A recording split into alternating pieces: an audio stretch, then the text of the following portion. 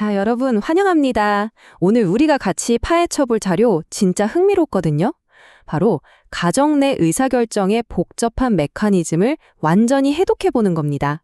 본격적으로 한번 들어가 볼까요? 시작하기 전에 이런 생각 해보신 적 있나요? 요즘 집안일 챙기고 가정을 관리하는 게 왜 이렇게 끝이 없는 마라톤처럼 느껴질까요? 과거에는 그냥 늘 하던 대로 관습이나 쉬운 습관에 기대면 그만이던 일들이 현대에 와서는 끊임없이 의식적으로 머리를 써야 하고 때로는 피곤할 정도의 의사결정을 요구하는 상태로 우리를 몰아넣었기 때문입니다.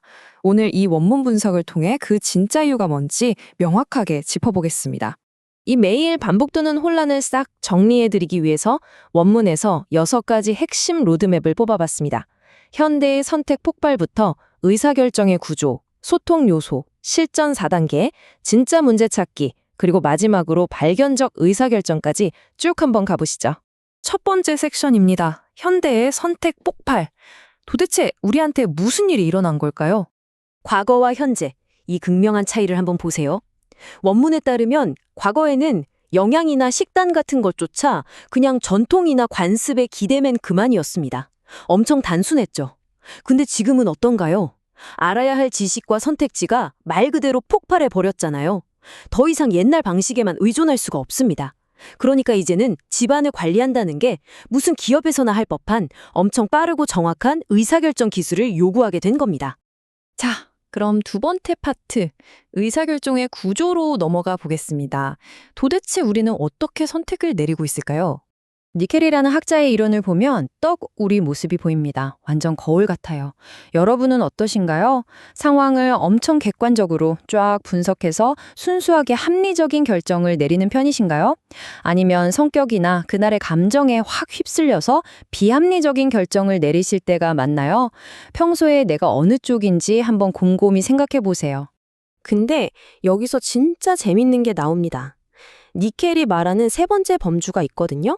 바로 초합리적 의사결정이라는 건데 이게 뭐냐면 앞이 하나도 안 보이는 불확실성 그 자체일 때 우리의 깊은 직관에 딱 기대는 겁니다. 그냥 내 전체 경험치에서 우러나오는 감으로 완전히 새로운 해결책을 짠 하고 창조해내는 거죠.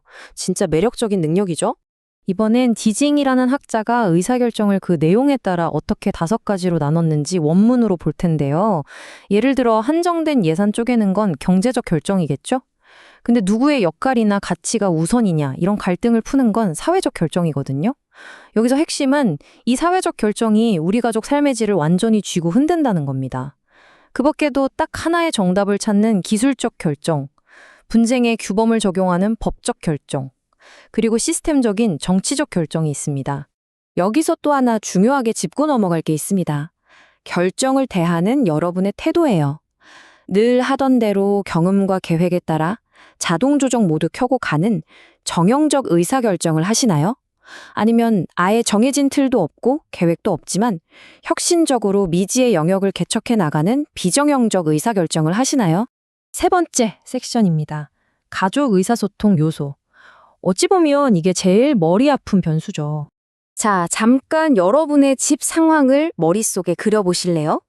서로 의견이 쾅 하고 부딪혔을 때 여러분의 가족은 실제로 어떻게 합의점을 찾으시나요? 그 껄끄러운 마찰을 도대체 어떤 방식으로 헤쳐나가고 계신가요? 원문을 보면 소통 방식에 따라 가족의 결정을 딱 3가지 경로로 나눕니다. 첫 번째는 모두가 똘똘 뭉쳐서 완벽하게 일치감을 갖는 이상적인 일치적 의사결정. 두 번째는 그냥 목소리 큰 사람의 욕구에 져주고 타협하는 조정적 의사결정. 그리고 세 번째는 서로 제대로 대화도 안 해서 어쩌다 보니 그냥 얼룽뚱땅 정해져 버리는 사실적 의사결정입니다. 사실 아무도 제대로 소통 안 한 결과죠. 네 번째 섹션 의사결정 4단계입니다. 이제 진짜 써먹을 수 있는 실용적인 툴을 꺼내볼까요? 이 4단계 로드맵은 혼란스러운 상황을 딱 정리해주게끔 완벽하게 설계되어 있습니다. 1단계 문제규명, 2단계 정보수집이랑 행동과정 설정, 3단계 대안 고려, 마지막 4단계 행동과정 선택. 구조가 딱 떨어지죠? 근데 여러분, 우리는 여기서 제일 첫 번째 단계, 이 문제규명 단계에서 의도적으로 속도를 확 줄이고 브레이크를 밟아야 됩니다. 그래서 준비한 5번째 섹션, 진짜 문제 발견하기입니다. 이게 오늘 해설에서 가장 중요할지도 몰라요. 왜 일반 회사나 모임이랑 다르게 유독 가족 안에서 문제를 정의하는 게 그렇게 어려울까요? 원문에 따르면 가족은 그냥 눈에 보이는 표면적인 문제가 다가 아니거든요. 그 밑바닥에 꽁꽁 숨겨진 진짜 근본 원인을 파헤쳐야만 하기 때문입니다. 특유의 어려움이 바로 여기에 있죠. 저 이 부분 원문 읽으면서 진짜 무릎을 탁 쳤습니다. 가족 생활은 감정적인 측면이 많아서 표면적으로 나타나는 현상은 문제의 핵심과 동떨어져 있을 때가 많다. 와, 진짜 너무 정확한 통찰 아닌가요?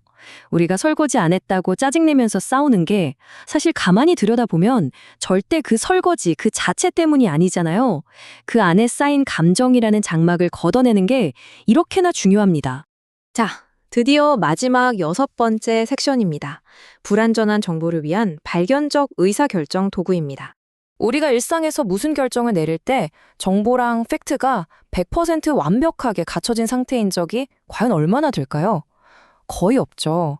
그럴 때 엄청난 힘을 발휘하는 게 바로 이 발견적 의사결정, 휴리스틱입니다. 정보가 좀 부족해도 일반적인 원리나 지침, 그러니까 체계화된 경험 법칙을 써서 딱 괜찮은 선택을 해내는 거예요.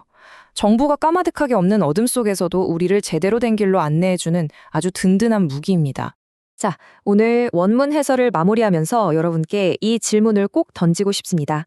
다음에 가족끼리 갈등이 생기거나 진짜 머리 아픈 선택을 해야 할 때 여러분은 그냥 겉으로 욱하고 올라오는 감정적인 증상만 대충 덮으시겠어요? 아니면 그 아래에 숨겨진 진짜 문제를 속 시원하게 찾아내시겠습니까? 오늘 우리가 같이 파헤쳐본 이 훌륭하고 과학적인 의사결정 지식들 여러분 일상에 꼭 한번 직접 적용해 보셨으면 좋겠습니다. 끝까지 함께 해주셔서 감사합니다.